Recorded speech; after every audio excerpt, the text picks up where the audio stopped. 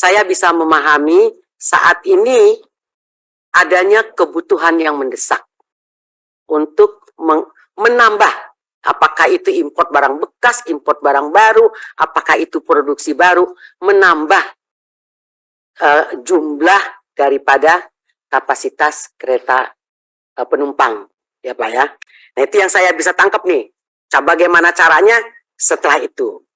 Dari berbagai argumentasi yang Bapak katakan tadi, mulai dari rapat, kemudian sudah melakukan riset, audit internal, dan lain-lain, yang memungkinkan saat ini adalah mengimpor, Bapak nggak nyebut barang bekas ya, istilah yang Bapak gunakan tadi itu kereta bekas, tapi kereta non baru.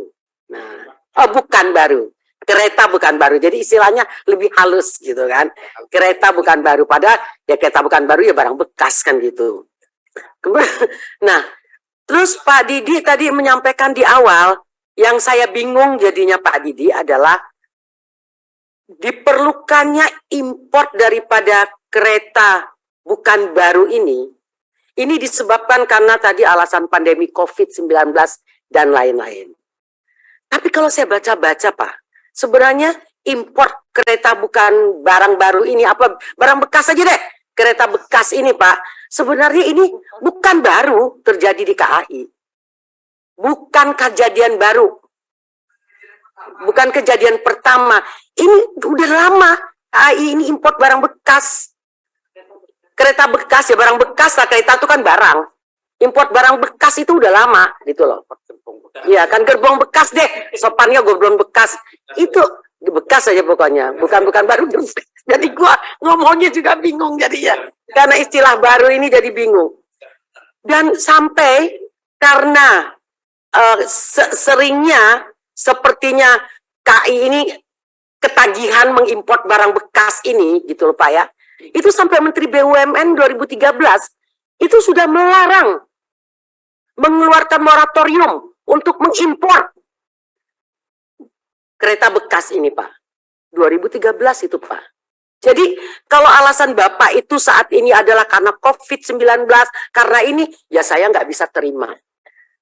Karena ini bukan kejadian yang baru. Kalau ini merupakan kejadian baru, saya bisa terima Pak.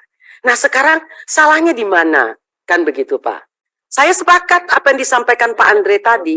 Salahnya adalah daripada gagalnya dalam perencanaan. Kalau Bapak benar perencanaan Bapak, tidak akan terjadi hal ini.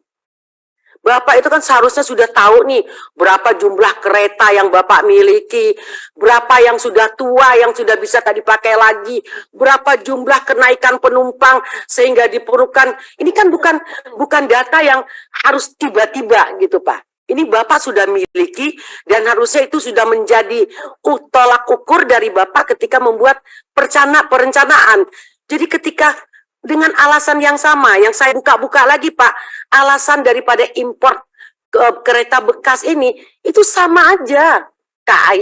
Inka-nya belum mampu, ininya. Jadi dengan alasan yang sama, itu dilakukan, bukan alasan baru gitu Pak. Nah, jadi saya juga nggak mengerti ini bagaimana gitu Pak. Kan udah kalau kita lihat dari tahun yang sebelumnya itu Pak, dimulainya heboh-heboh ini kan waktu hibah dari pemerintah Jepang kepada kita. Ya kan Pak ya, tahun 2000 ada hibah dari pemerintah. Ini mulai, kemudian kita mulai beli kereta yang bekas itu 2004, kan begitu Pak.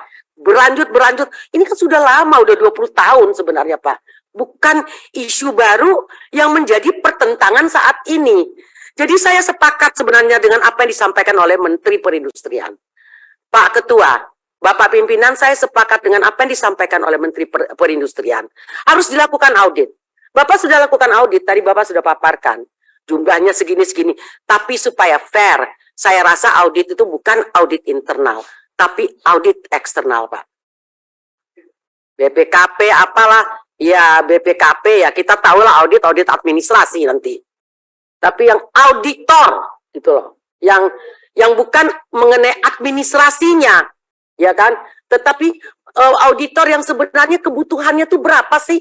5 tahun ke depan, 10 tahun ke depan, sehingga ini itu loh Pak, itu harus ada sehingga langkah-langkah yang tadi Bapak sampaikan akan diputuskan itu menjadi apa namanya, mempunyai tolak ukur yang jelas. Sekarang apakah kita chaos? Kalau kita tidak import ini barang, apakah kita chaos? Karena import pun itu kan sudah lewat. Kita kan biasanya chaos itu di tahun baru. Kita biasanya chaos itu kan di lebaran. Ini kan udah lewat semua kekeosan kita. Apakah memang ini suatu urgensi yang kalau kita tidak import ini chaos? Nah, itu juga apa namanya menjadi pertanyaan bagi saya, Pak. Saya rasa demikian saja Bapak Pimpinan, terima kasih.